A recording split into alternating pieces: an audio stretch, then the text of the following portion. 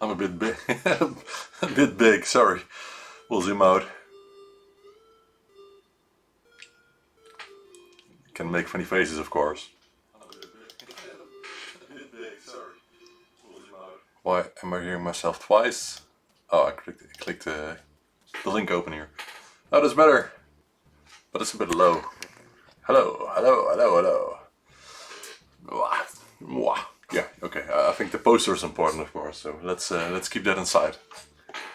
Anyway, I think it's time, guys. Good evening, and welcome to a day late ByteDelight weekly show.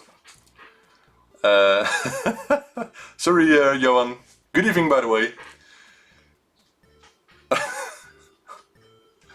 Well, what do you mean, Frank? The picture with me or the picture with the announcement? Anyway, I hope my hair is okay if you're talking about that. Let's see.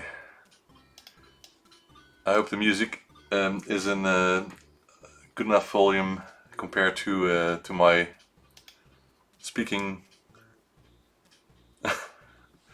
Alright, I tried another playlist with ZX Spectrum music, so I think this one is another cool one. It lasts for almost 5 hours.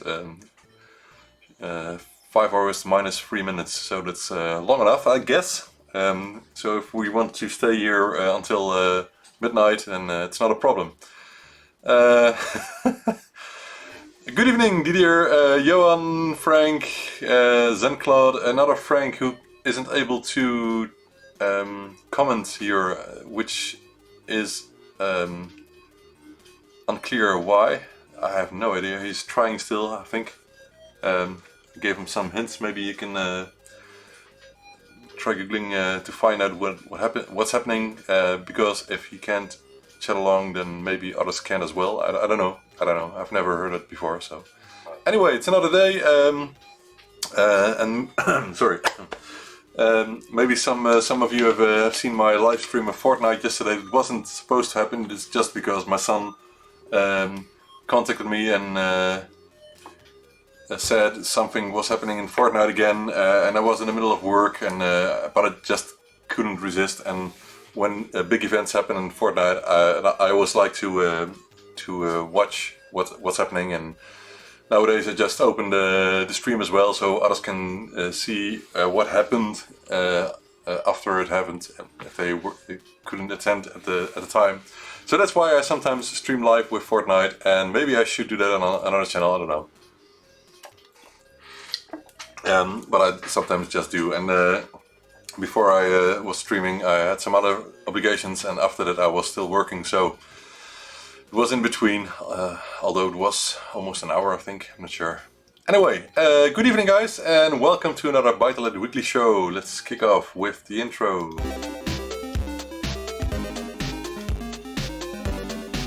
Oh, that sounds awful. Okay, that's better. And you can still hear me. Maybe that's the most awful I've done. I don't know.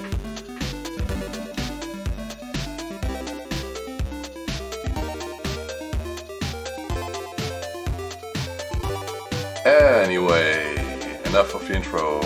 I'm still thinking of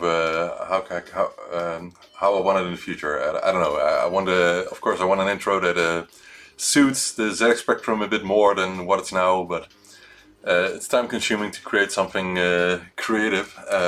So for the moment, let's just keep it with that. It does remember myself to the old TV shows with all the bling bling and glamour and that sort of thing. That's what this intro reminds me of. No curtains here or something, which open when and you see me coming up. No, not that. Just modern YouTube digital things. Anyway, oh, there's music again. Let's put the volume down here on the amplifier so I can hear myself. Hey, Frank! Wow, it works. The other Frank.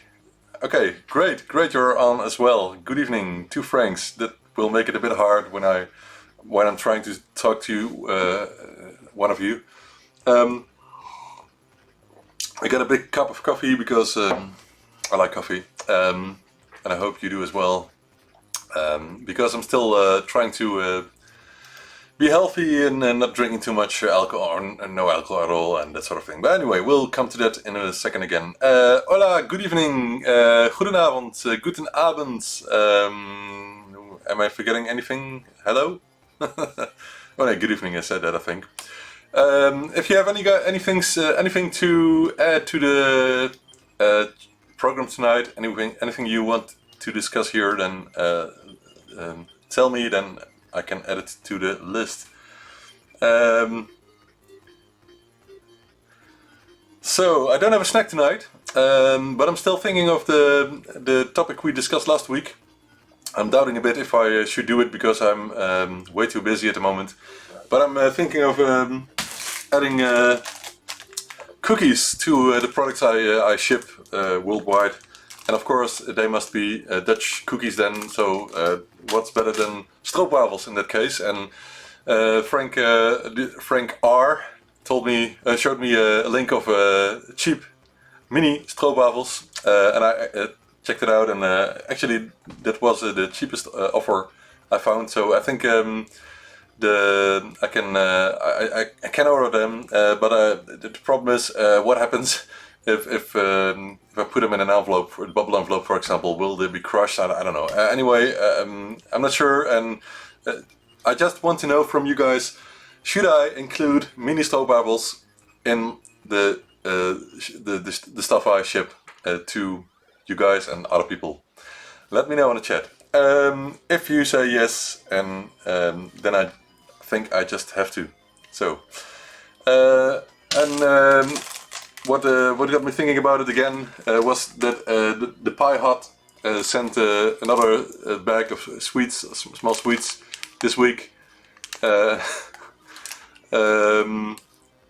with a Raspberry Pi, which I order every week from them because I must keep up with my stock of Raspberry Pis for the ZX HD, of course. What, it gets stopped in customs? I have never heard that before. Will they stop packages when they see a cookie inside? I can't believe that, but I don't know.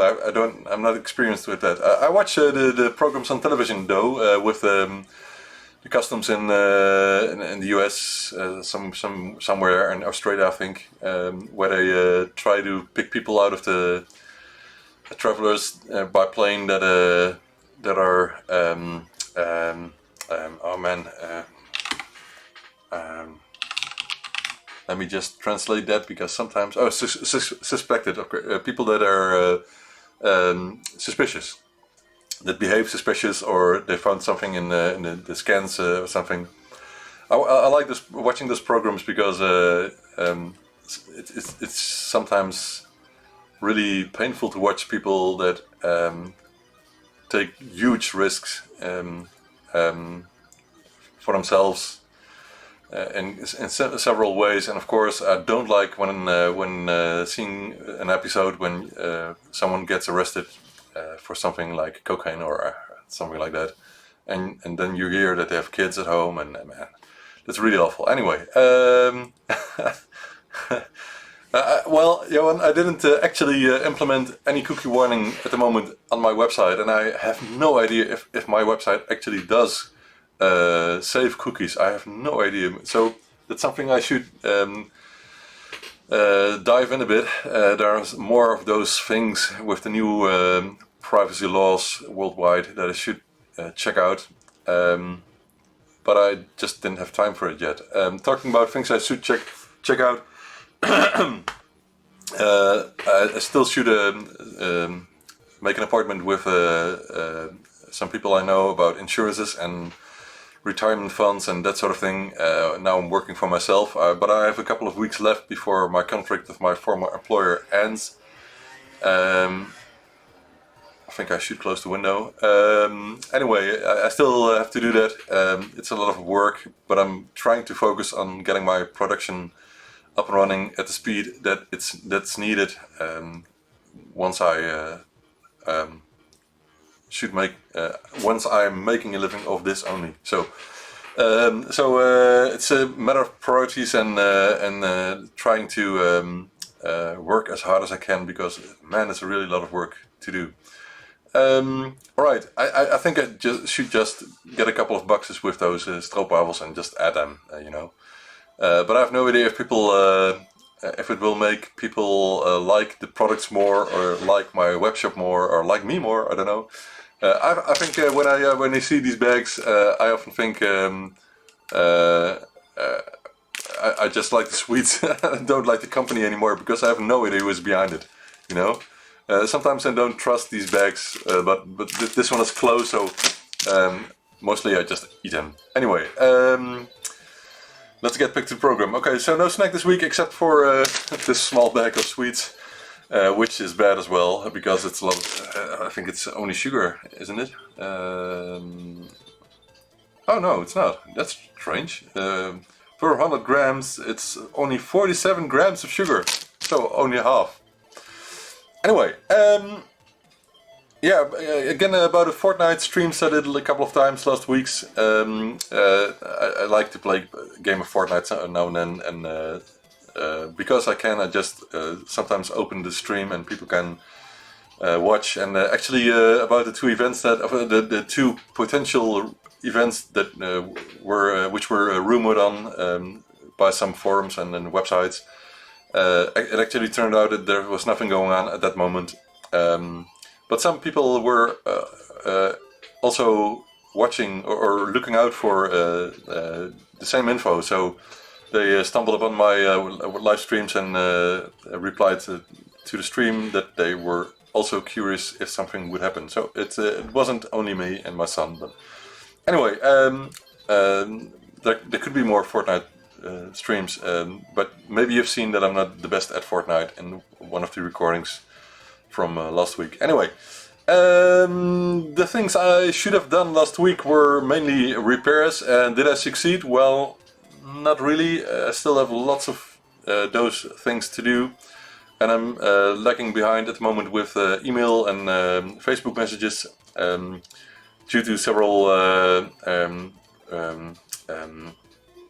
reasons. So I still have a lot of work to do, and I'm trying to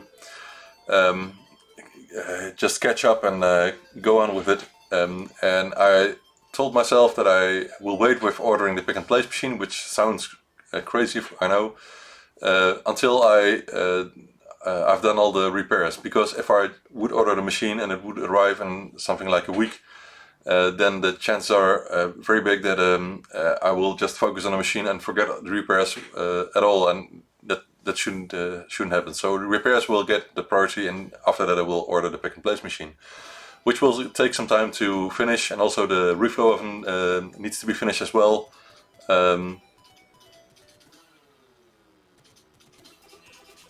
What happened? Oh, okay. You changed your name, okay, nice.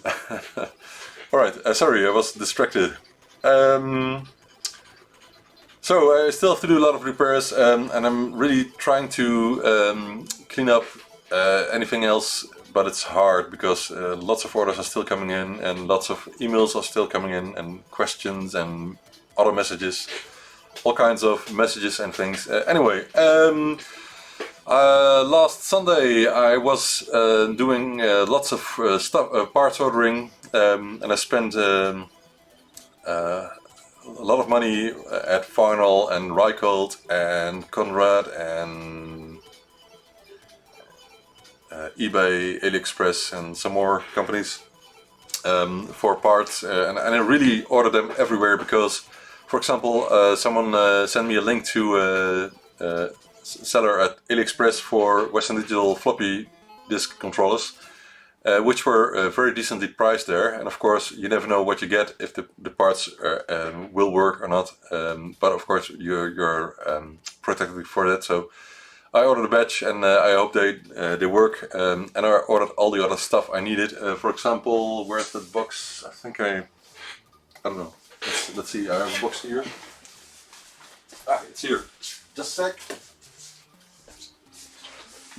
This box, which is now filled with all the new parts for the Spectranet interface, and you can see here that I found the correct Ethernet plug or socket, because it was a bit hard to find the correct one, as Dylan, I didn't get the exact part at Farnell from Dylan, so I had to just look at the footprint, and this one fits, so that's great. So I found that, and I found some other rare stuff, so like the whoa, there's one, the separately packed. It's really ridiculous.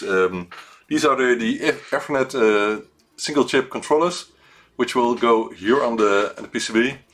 And these things made it possible to build a Spectranet at all, because these chips are a complete Ethernet interface in itself, and you only need software to get data out of it, or get data pushed to it, of course. What else is in here? Lots of small parts, discrete parts, nothing special. Crystals, more discrete parts, more, and some capacitors here. And what else do we have here?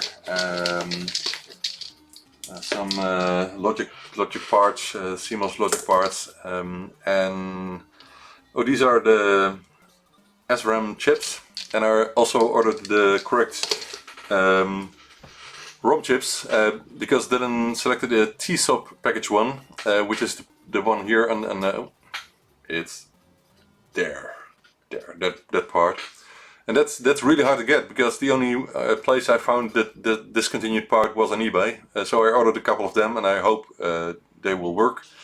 I guess they do, because most of the stuff I order on eBay does work, but I had a couple of batches like this one from China. These are ZX Spectrum RAM chips, the 41464, I think, so for the +3 and +2A. And these one didn't work at all. Only one of the 100 did work, so I contacted the seller, and they asked me to ship those chips back, which is more expensive than actually bin them and take the loss. But anyway, I already ordered the same chips from another supplier, and those all worked. So I actually test all of the RAM chips before I ship them to people who order them, which is important, I think. Now, once you get a batch like that. So the batch I ordered after that one did work without any problem. So I ordered more of from the same seller. And maybe sometimes I think the parts may be damaged by, I don't know, maybe radiation at the customs. I don't know. I have really no idea, because the guy who sold these ones sounded really trustworthy. So I think what he sold was working when he sold it. I don't know. I've got it a couple of times more, and this seller seems legit, but other sellers, like sellers from these CPLD chips, these parts, not this one, these are working. This batch, for example, and the one underneath again, I guess. Oh, that's another one. Only these ones, because I think those are the last. I ordered already some more. So these ones were sent in just in a small bag. How can people ship 64-pin CPLD chips in a bag, all pushed together, you know? So these got many bent pins, and also I guess 2 out of 5 don't work at all. So that was a bad batch as well. But that's why the stripes are on, so I know which are from which batch. I just keep trying if they work, and if otherwise I have to desolder them, of course, which takes a lot of time. But anyway, I do it because these parts are discontinued and rare and cheap and expensive, getting more expensive by the day. And I got some new companies that are known that only sell working parts, so I can order them there, but then I will pay about one and a half to about 2 times more than from China. That's a problem. So, and by the way, these companies also mostly ship from China, but then from only trusted sellers. That's a thing. Anyway, it's getting harder sometimes to get the correct parts. But as long as I can get them, I don't think it's a problem. I just need a couple of thousand for per year, so that's not a big problem. They can still be sourced from some suppliers. So that's what I was doing last week, ordering stuff, lots of it. And on last Monday I went to Den Haag, to get this huge lot of ZX Spectrum stuff, which I will unbox in a second, because I think you guys will like what's in there. Let's see. Yeah, let's just get over there, or will I just no? Let's start with one other topic, which is about these boards here, the Harlequin kits, but then the new ones, the 128K. The manual's almost finished. I just need to follow the new manual, which I updated, of course, just like the 48K manual, which is 12 pages of very comprehensive details about the assembly process, and I'm doing the same with the 128K version. There were some problems with the timings about with this board compared to an original toast rack. And Don I contacted him, and he actually said at first that it should be 100% identical to the toast rack, but I posted some things on Facebook and on ByteDelight.com as well, which showed that there were really some differences. And at the end, there still are some differences, and it's not completely clear what's causing them. But the pixel clock and some other clocks were identical, so 99.99% of the games and demos will run exactly the same on this board compared to a toast rack, because it's designed like that. And one of the things we actually discovered is when you swap the CPU, you can see the timings are changing. So at first I had a modern CMOS CPU in, from the cheap ones you can now buy for less than €1 on eBay, for example, and so I use them a lot for Harlequin kits. But the older NMOS chips behaved a bit differently, so it's unclear why, because I would guess that all the instructions in the Z80 CPU will take the same timing compared to the different CPUs, but there seems to be some kind of difference. So that's one cause. Another cause could be one of the logic chips being slide off when it comes to timing. So anyway, these are actually toast rack identical boards when it comes to the functions, but there are some very fast demos which show some minor differences, and maybe we can find a solution for that completely, but I'm not sure. At the moment, this is I think the best option to make your own ZX Spectrum 128K.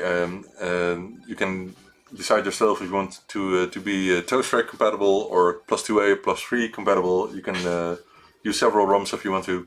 You can even pick a large ROM, EEPROM, and switch with the dip switch, which is on the board, so you can select between the several ROMs inside a big one, which I think is very cool, and it works very well. I myself really have the feeling if I work on the Harlequin 128K, I'm working on a toast rack, and because of that I swapped my toast rack board and my development and testing machine with a Harlequin 2D, because it's that good. So it's almost coming to the web shop. I already made a new back labels. Come on, camera, make it sharp. Yes. So these are the back labels for the parts, and I need to fill up this first batch of bags here. So only only this stack, because the other ones are for the 48K. And then if this works correctly and the manual is okay, then I will put it in the web shop, which will take a couple of days, because Chris and Simon from which are working on the new Crash Annual really need the Harlequin 2D for a review, and to put it in the new Crash Annual, which closing date of the articles is in a couple of weeks, so we have to hurry with that. I think it's like the Omni because it's based on the same circuits like Don designed. But actually, there are a couple of different Harkin 128 versions at the moment. So you have the 2D, which is toaster compatible. So I think the 2A, B, C are not ready yet, but D is okay. And I read about the 2G, which is a bit more advanced, but I think that's the version that comes with the FMC. I'm not sure. And then you have the ZX Nuvo, which is another step. I'm not sure, but I will just stick with this one because I can, and I know this one works, and etc. Nice. Okay. So there's really a huge demand. It will be ready in a couple of days. Cheesy booths, because I have to for other reasons. So they will be on the website in a couple of days, and I have these ones available in green at the moment, but I ordered black ones already, which are produced while we speak. So you can choose for this green one, and which I think will make it a little cheaper than the black ones, because I think most people like the black one more than the green one. I'm not sure. I got this ones from Don himself. I ordered them from him from America, but the other ones will come from China directly in a huge lot. I think I ordered 100 of them. I'm not sure. I have to check. I also ordered about all parts in quantities of 50. So I should have enough of those parts for at least 30 or 40 boards. I have to check. Anyway,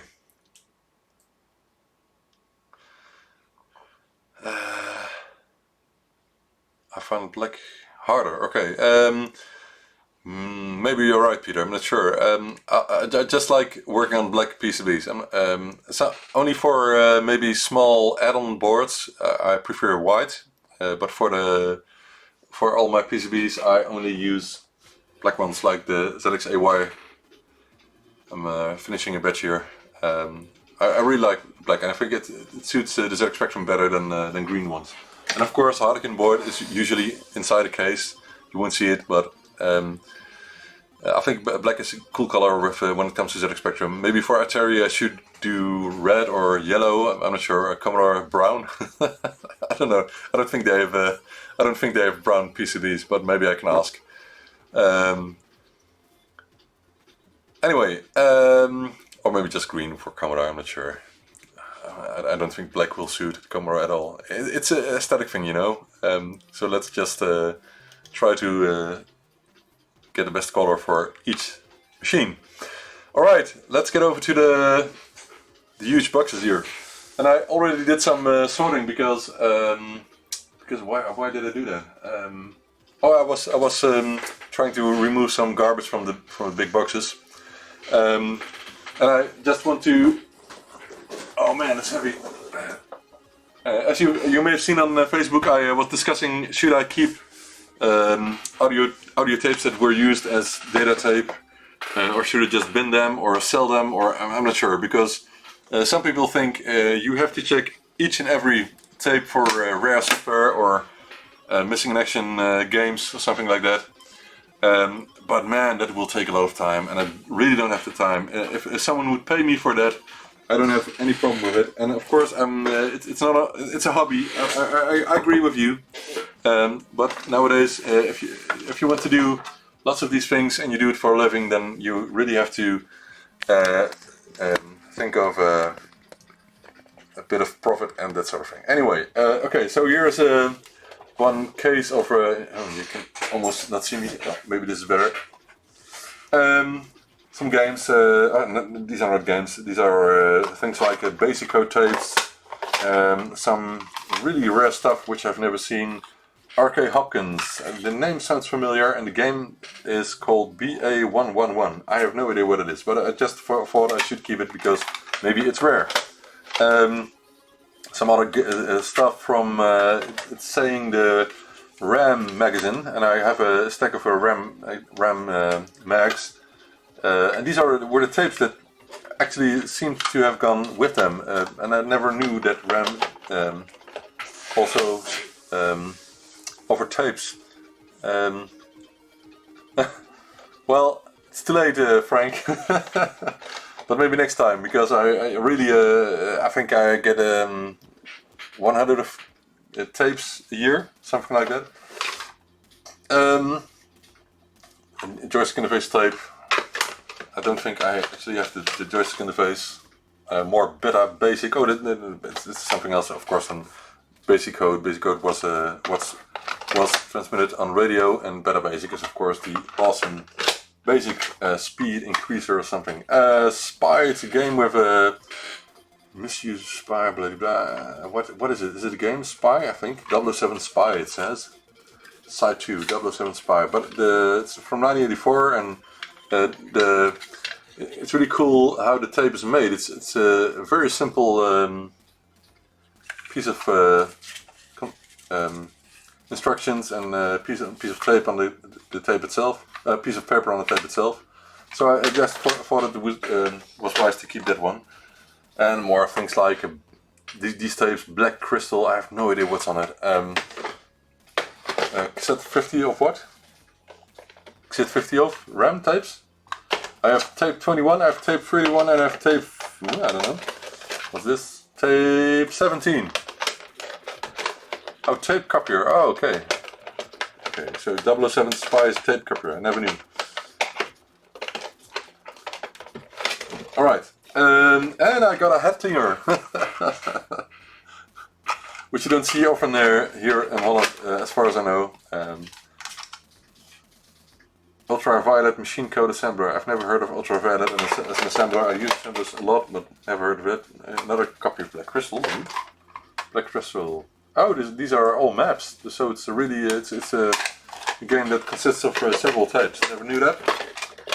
Just found out. Well, there's another thing. Iron Botham's TM Superfile, which is on a very odd tape and paper, as you can see here. So I have no idea where did this came from. Maybe it's a bootleg or something, I don't know. Anyway, enough of that.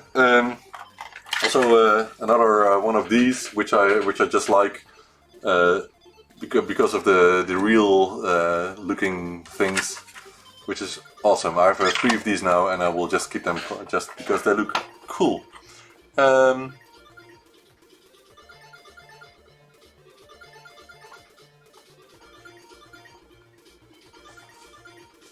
Cassette 50, what else cassette 50? What? I don't know. Anyway, and this is the stack of games that were included with the batch. And I think there's nothing really rare here, maybe Bridge Player, I don't know. If anyone sees anything that's rare, then this is your chance to just talk out loud about it. Because otherwise they will be glued to my wall of tapes here. Which is not completely filled up yet, so let's move this to here. Pink one, yeah. Oh, ultraviolet. Which is that? Pink one?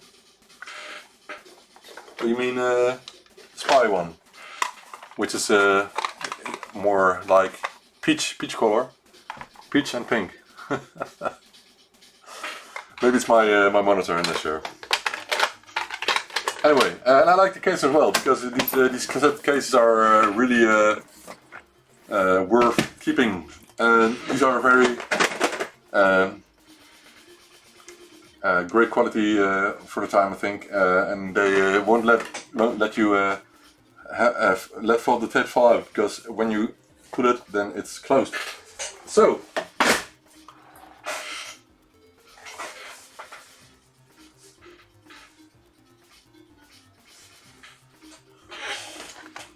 Ultra? What are you talking about? Ultra? You mean from the... I have no idea. Alright, contact me if you need anything special via Facebook or something. Okay, what's in this box? It's really heavy. Oh man! Wow. Where did I start? Okay. This is a microwave card, as it says, but it's just a copy of Beta Basic with lots of prints in here. I'm not sure what it is. I don't know. So there's no cartridges in there actually, which is kind of cool. I will put it down because I can't hold it this way. Okay, another box, microdrive box, and it's empty.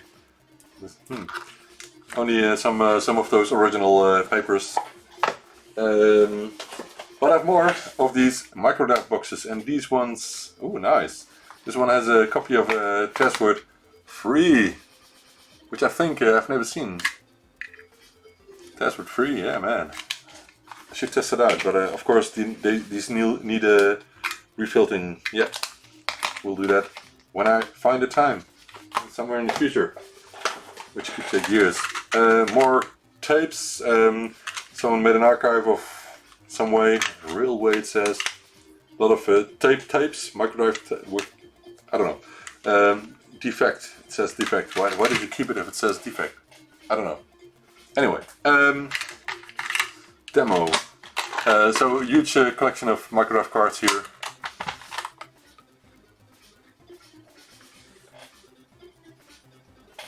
No escape. What are you talking about? In the box, in this box. Look. What did I miss? The ultraviolet, you mean? This one? What's with this? It's from ACS Software and says 48K or 16K. There are two different versions. Machine code assembler from ACS Software in Leeds in the UK from 1982.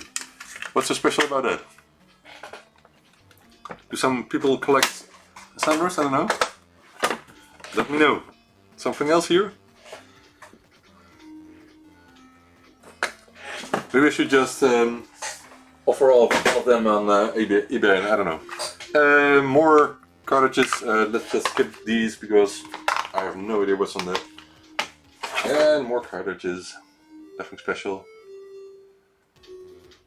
More Password Free. A lot of other things. And more. Oh, this is a cassette, I think. Yeah, this is a cassette. And which is Formula 1. Oh, wait. I think this is Inside Out. Yeah. Okay, Formula 1. It's a game on tape. I've never seen this actually, so I don't know how rare it is. The pink one, the peach one. It wasn't pink. It was peach color. Anyway, send me a mail and I will check it out. Power supply. And what do we get here? Some bottle up. What's things here? Man, what happened here? Alright. Super code, machine code toolkit. Did you see it? No, you didn't. Super test. I think I've seen this many times before. This is Abersoft's 4th, another programming language. Right, from Melbourne House. I think the front is missing for some reason because there's nothing on the front. Although I don't think there has actually anything been because there's a label with 69. What? 69 pounds? I can imagine that. Anyway, that's a lot of money back then. It's kind of messier, but I'm doing that myself. So anyway, cables. 16K ZX81 RAM packs and interface 1. Some keyboard overlays for Fighter Pilot. Ooh, that's cool. So someone has made a keyboard overlays for several games. Wow, look at that. Fighter Pilot, Flight Simulator, Night Flight, back. Oh, that's the 111 game I found. And wow, that's cool. So a lot of, oh, these are empty. Are these valuable? I don't know. These are empty, so you can still use them if you want to. Including the sleeve.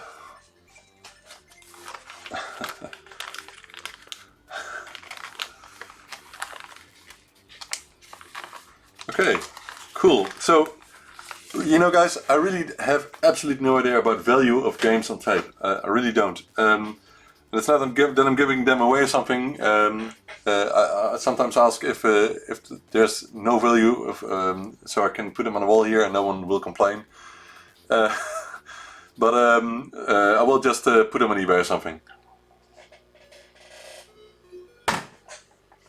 And of course you can always make an offer, but I want to give people a chance, a fair chance. Another interface 1, I can piggyback them if I want to. So now I have an interface 2.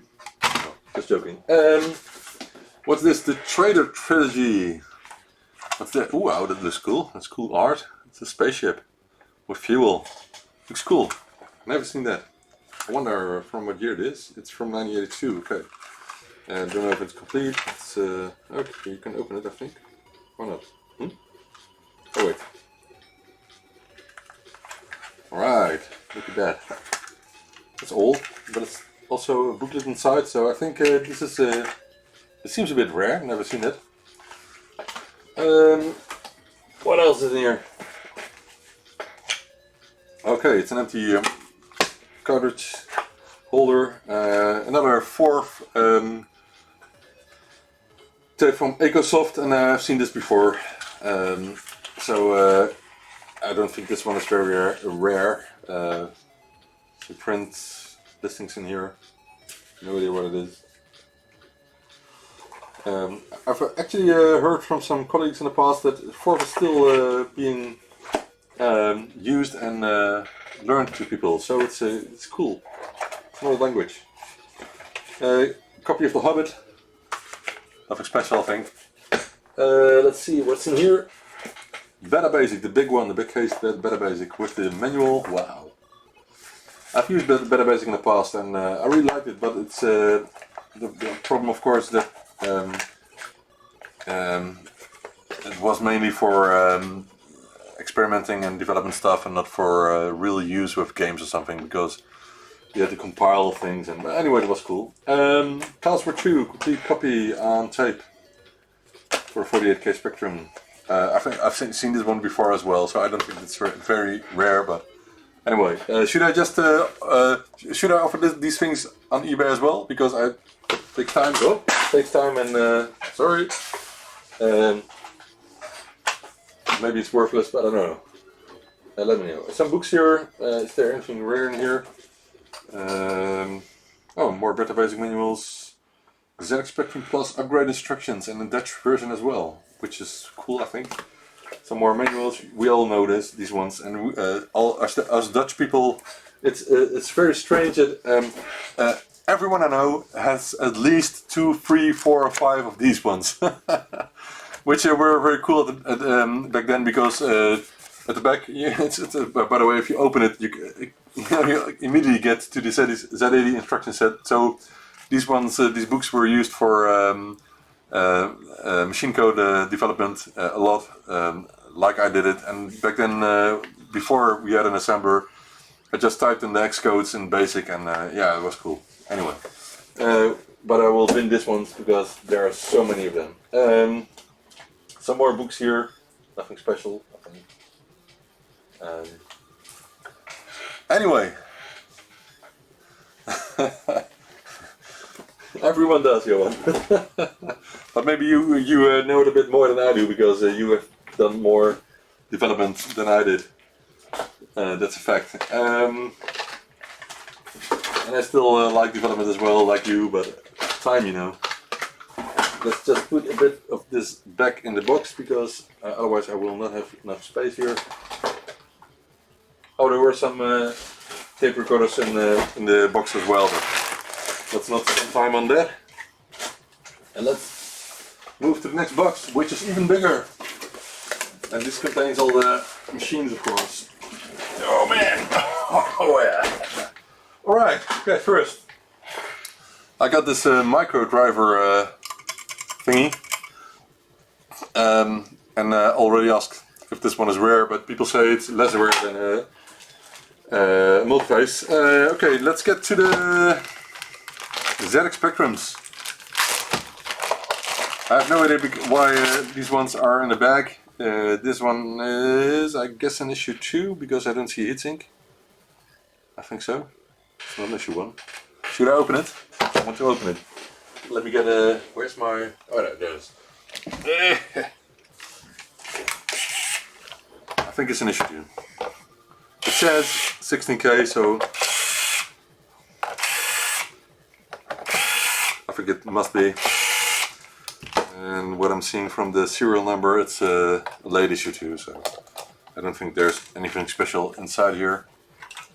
It's an issue 2, and it's not completely suckered, but all the upper RAM chips, so I think it's an upgraded one. Nothing special. So, let's put that aside. Sorry. Some micro drives, a couple of more are in here somewhere. Let's see, I think here's one more. And it came with the brackets and the connectors for connecting more than one of these, and cables. So there's a couple of more cables in here. These actually look good, but not that good, because someone has gotten off the faceplate already. You can see it because it's bent. But it will need a little heat to do it properly. Okay, next thing. I got one ZX printer, and actually, where did I put it? I'm actually sending a ZX printer from a Dutch guy to Iron because he wanted to have it repaired by Iron. And I had it here for a couple of months because I was waiting for someone to offer the belts, but that hasn't happened yet. So another ZX printer, will keep it. I think I have a couple of, maybe 20 of these ZX printers. Anyway, more ZX81. This is Timing's version, RAM packs, which I know there's a very cool song about those. And this one is also a RAM pack, but it seems to be originally boxed, and I think this makes it a bit more rare. But there's no label on it or whatever. But the box is completely original, as you can see here. Yes, focus, and that's cool. So I think I should keep this together, although there's no booklet or something. Maybe underneath. Sick. Yeah. Oh, look at that. Ah, that's cool. So it's from '82, and back then it's from Groeneveld and Spijkenisse, which is in Holland.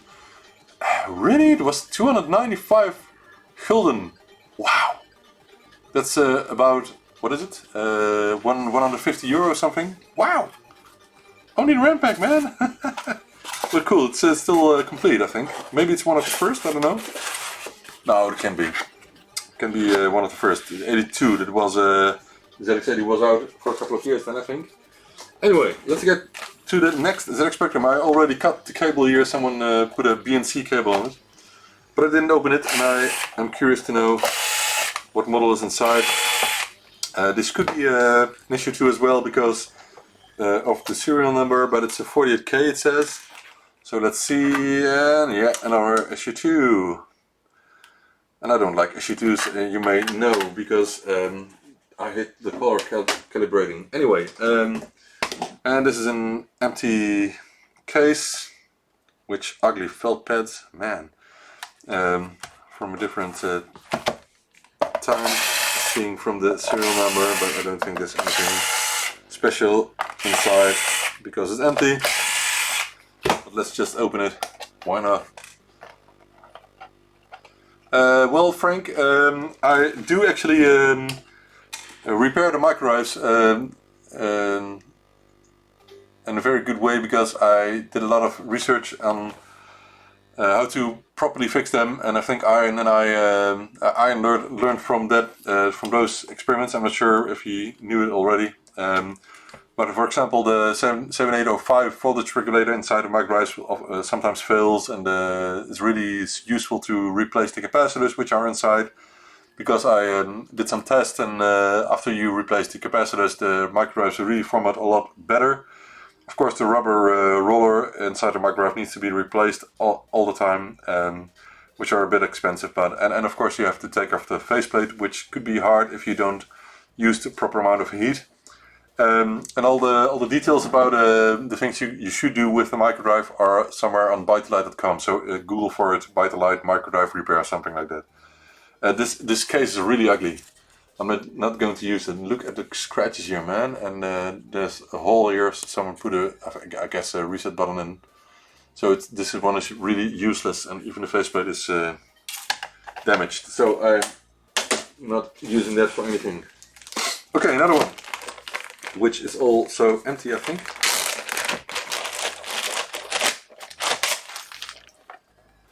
It's empty and it's from an issue 2, so maybe these ones have the metal clips which make it more easy to replace the faceplate if needed. Why do people love issue 2s? I don't know. Why do people love them? Because I really don't like them. Why do you like them, Peter? Tell me. Because I want to know. I want to learn. And if people like them, then it makes for me more worthwhile of fixing them. And this kind of strange because this is actually a glued faceplate in bad shape, but anyway. But I think it's from issue 2, so that surprises me. Maybe it's another top shell that doesn't belong to the case. I don't know. All right, next one. A couple of power supplies here. Nothing special about those. And maybe you can see the stack of the more precious machines. We'll come to that in a minute. Alright. Some ZX80s, and I decided to not keep making jokes of them as a door stop or something, but just fix them in the future. So I think I should order some membranes and fix them and give them proper new capacitors and all that treatment, and sell them, because every one of these are getting more rare by the day. So why not just fix them? In the past I just gave them away because I really don't like working on ZX80s, because in the past you could buy them for less than €10, so why bother? But nowadays they get more rare. I just don't like that people put a composite video sockets in them. It's a bad thing. Okay, cool. Well, Peter, I can imagine that people think the issue 2s were more real spectrums than the later ones, but so I will treat them like that. It's just I just think it's hard to sell issue 2 ZX spectrums because sometimes people can encounter color problems after I sold them to them. This is a Timex 1000, which is of course exactly the same as a ZX81. Oh, well, it's not. The cases are different. Oh, I never knew that. So I never actually had two of these next to each other, but now I see some differences because the one says Sinclair and the other one says Timex Sinclair 1000 in a different way. I should still have the wrong ones here. Come on, man. Okay, here one. And then I don't know inside if they're. Oh, it does a 2K RAM, yeah? Really, I didn't know. So you can hear, and I've not spent much time on ZX81s, but I will. I promise. I promise, really. Okay, what more do we have here? Boxed one. Box is a bit tatty, but let's open it up and see what's in.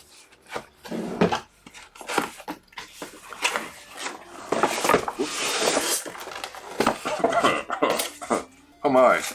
Okay, just the main board and our issue 2. With some repaired RAM chips, I guess. Yeah, all repaired, yes. Okay, it's a later issue EULA, so that's a good thing. Bang & Olufsen. So this one has been returned and repaired, I think. Okay, no box, no case, but I have a couple of cases here, so that's no problem. And the box is really falling apart. Really? I started with a Spectrum, so I never had a ZX81. But I must say, Sir Clive was really happy with the ZX81, and he thinks that's. He says it's. He likes the ZX81 the most because it only had 3 chips, and I guess I can imagine that he thinks that's the best one. Okay, here's another box. And it says it's shipped on the Rambours. I'm not sure what that's in English. I don't know. From the PTT, which was the personnel from back in the days in the 80s. actually did a post and telephone back then and telegraph, but it's another era. And what's in here? Another ZX81, but with the cute hard keyboard. And I think that's cool. I don't think I ever had this one here. And I don't know, is it connected to the machine itself? I guess it seems. Right. So we'll definitely fix up this one. There's a Rambour's ZX81 kit. There's even a name. It's spikiness as well. So, but at 82 sold for 395 gulden. Wow. So over 400 gulden including shipping cost back in the days, which is a lot of money, man.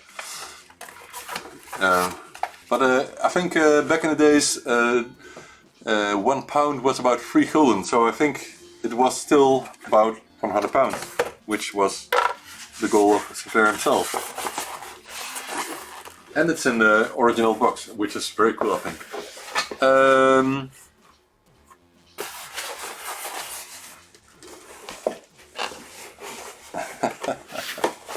Cool. It's cool to hear your experiences with those machines from back then, man.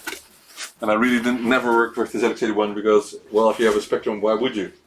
Okay, some more things here. I have some cool things here. So let's do it in some kind of sequence and trying without having anything fall on the ground. Okay, here's a plus. It's just a plus. It's an issue. Oh, not an issue 2, not another.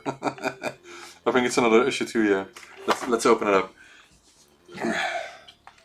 Man, I think I have about 15 issue 2 boards here, and you know how I feel about them, but I will fix them, but not first. You know, I sell refurbished mainboards, and I actually had only one person asking for an issue 2 specifically in the past. Okay, and yes, it's an issue 2. I expected that. See from the back. Anyway, the case is not mint, but it can be used. By the way, if you order a plus case from my website, you only get the mint ones, so no holes or something like this. I won't use these ones in the web shop. Only use the mint ones. This is an issue 3. Yeah, finally.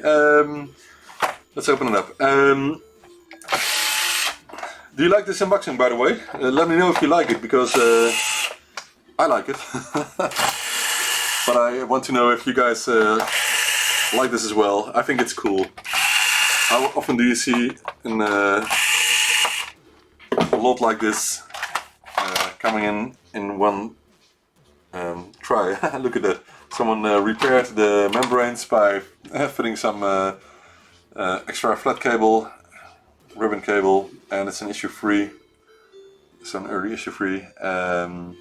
Nothing special about this one, but it's cool to see. By the way, all the plus cases that I won't sell in the web shop, I will just complete with a working mainboard, refurbished mainboard, of course, and then we'll sell on eBay, for example. We'll see about it. I do have complete machines, by the way, nowadays. Okay, in issue 4A, well, with some parts of the case missing. The case is a bit scratched. It's a pity. Anyway, in issue 4A, dang, no issue 5. I won't keep this one. Man. Anyway, another one which is open already, which makes it simpler for me. And I think it's this is a yellow 4S. I'm not sure. It's opened. It's a 6A, issue 6A. Okay, nice. And man, look at what I did to the case, man. That looks terrible, don't you think? Man, what happened here? Anyway, I'll fix it up, and I will make sure that it will get another life in the future, because I have plenty of those cases at the moment. Then I have QL. What QL? Yeah. Don't think I have power supply with it, or did I? I have 2 power supplies, and those are both, I guess. Oh no, I have the power supply as well. It came with the QL. I have I think a couple of 7 or 8 QLs in stock at the moment, but I don't have time for them yet to get them fixed up. The cover is missing, so maybe something has been in there. My first experience with the QL was with my uncle when we were staying with my nephew and niece for a couple of days. He had a QL and I played some games. What was the game called back then? Man, I forgot the name. There was one game which I really liked and I forgot the name. Will pop up sometime. Anyway, QL. We'll look at it later. And back then I only thought of games and no serious use, of course. Because why would I when you are young? Anyway, the toast rack. And this one looks in decent shape. No strange holes or something. I'm not feeling like opening it up because I've seen many toast racks. I think the coil is loose, so I think I have to glue that again. Okay, but who doesn't like a toast rack? And another one. That's cool, isn't it? They're heavy, man. Someone put a sticker on it showing the polarity of the power supply, and we all know that's the opposite of standard power supplies. But anyway, 2 mint toast racks when it comes to the... Oh no, someone scratched in their zip code. Why the hell would you do that? Look at that there. Oh man. It's not mint anymore. That's a pity. The other one is... No, the other one is okay. Man. It sucks. Anyway. I can still find the address because the address is complete. There's a zip code and a house number. So I can find the person who did this. I think. If they're still in there. Okay, so we're almost done with this box. I have one more cool thing here, which I think I really like this because I've seen this in the past. Oh, maybe you've seen it already. And I really was really curious about how it works and what you can do with it. And it's the tracer, RG digital tracer. And I still don't know what you can actually do with it. There seems to be something, use software routines, transfer images instantly from original drawings, blah blah blah. Okay, I think it's cool. It's sort of how do you call it? Digitizer, I think. But I think it works with potentiometers, resistors, so in the arms. We'll try to check it out. And there's some cool things here. It says you had a standard version for the ZX Spectrum, and you had a professional version, and a BBC Micro version, and a version for a computer that has no name. Anyway, the box is complete. Let's see, because I haven't opened this yet myself. I'm not joking. So I'm really curious if it's complete. And I really hope there's some software with it, otherwise I have to try to find it on World Spectrum. Ah, yeah, there's a tape. Look at that. The RG Digital Tracer. There's a micro drive utility in the back, so maybe you can use save it on micro drive, and then the other one is just for the software itself, the other side. Okay, let's look at what else is in here. There's a book, the original booklet. Wow, some software routines in here. I really want to read this because I want to know what you can do with this silverfish in here. Get out! Get out! Get out! I hate this beast. I hope it's out now. Yeah, it's out. Okay. Okay, back to the manual. This is the manual, the tape is included, and the thing itself, which consists of the... oh my god. It seems to be broken. Huh? Okay, so I guess something is missing. What is this? Or is it meant to... Is it meant to have this at the end? I don't know. because it's not on the picture that actually has another arm. So I have no idea if this is, I don't know.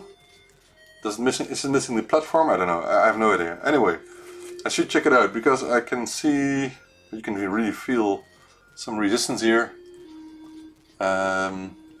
Nice. Okay. Oh man, I really want to play with this, but I have no idea if it's compatible with modern hardware. So I really should just first load the software on tape and see if it works. Man, what? They use a cassette tape to as a cover for the interface. Look at that, man! Oh, is that for real? Wow! It seems to be calibrated because there's some stuff on the potentiometers here. Man, that's a strange looking interface. Someone told me actually that the interface looked very strange. Was it you, Frank? Because it makes me laugh as well. Man, this looks bad. It's cheap, man. Made in Britain. Oh, there's no problem. Okay. Yes, I can get it back. This is the the worst looking case I've ever seen. But actually, the arm is cool. This is a cool part, but the interface, man. So I will check it out. And would you guys like a review of this thing, this RD digital tracer? Because I think it's worth a review. I will spend some time on it. I'm very curious. This is cool. Cool, rare thing, which I think was a bit expensive when I read the magazines back in the days. And yeah, not many people really needed something like this because it's not meant for games or something. And there wasn't much professional use of it as well. So why would you order something like that? But anyway, Software und vollständige Bedienungsanweisungen sind beigefügt. In French, Spanish, German, and lots of other languages. Alright, nice. Very cool. So I really wonder what the manual says. I will create a video of it once I find time. Anyway, so that's about all for the whole of last week, which took me a couple of hours to pick up because it was in The Hague, which is about 1.5 hours from here. But I really liked it because you know, it's awesome stuff, including the 2 toast tracks, of course. And I really enjoyed picking it up. An awesome guy, by the way. He was younger than I am, I think. He got a young kid, and he gathered this stuff for a couple of months, a year, over the last year. He told me, but he had too much, so I guess his girlfriend became upset, maybe. Anyway, he asked me if I had a complete set of a toast rack, a refurbished toast rack, instead of these ones, with a ZX HD and Pro 1 interface. So I did a partial swap with hardware and paid some extra for the stuff I got from him. Anyway, oh cool. So the short part of the arm of the tracer is actually meant that way, which is new for me. The strange thing is when I pick up these lots, and I do that a couple of times a year, I think 2 or 3 times a year. Most of the time there are huge stories behind the machines, and the one of the best stories I remember was from someone who recorded bicycle competitions with a ZX Spectrum Plus 3, and not one, but he got a couple of them, and some were a bit modified. And he also took care of the power supplies because of he used them so much, so for so many hours that they needed to be very stable. And he got a huge set of +3 discs with it, with all the recordings of times that were manually input on the +3, but recorded on discs for later archive use. And I got a story, and I actually put it somewhere online. I'm not sure where I put it. I think on my old website, and that should be available as well. Those articles, or was it on World Spectrum? I'm not sure. Anyway, I always try to save as much of the stories I hear from those people, because I think reading those stories about what people actually did, especially in professional use, but also for just entertainment, is so cool, and what impact it had on their lives, you know. So a couple of those guys really took their machines to bicycle competitions, outdoor. I'm not sure how he powered the machines back then, but he showed me some photos, and I put them in the article of using the machines in his car. With a CRT, you know, in his car on the dashboard. It's really cool to see on the sideline of those of the tracks. Really cool, and there are more of those stories. One of the best, I think, is the story behind ESX-DOS and the Diff LMC from Mario Prado and Miguel Guerrero, which is very cool to read. And oh, Johan, Johan, it's time for an interview if you want to. I still must have some of your hardware stored somewhere. Well, there's a story behind you as well, Johan. You know, one of the best moments I remember with you, of course, was the Spectrum 30 event 6 years ago now. But also the event in Apeldoorn, the show which should have repeated annually, but I think it didn't. From the guy, and you showed off the original the tapes you made with the ZX81 software, which was very cool. It was a good moment for me. I remember that very well. So yeah, maybe Johan. But I thought you were so busy nowadays with all kinds of other things. Anyway, I still see your posts on Facebook. That's not a problem at all. Alright, so that's about all for the unboxing of all the stuff I got from the guy from The Hague, which was living in a very cool apartment downstairs. So we got the first floor in a very big house in The Hague, but only the first floor, so with his family. But it was really good to be there, because it was in the middle of The Hague.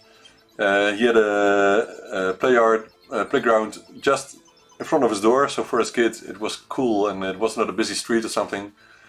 I could leave a complete refurbished set with him, so I hope he will spend some time with the new set he got from me. Okay, some other things that are coming up. Let's see. So the issue 2Ds are coming up in a couple of days.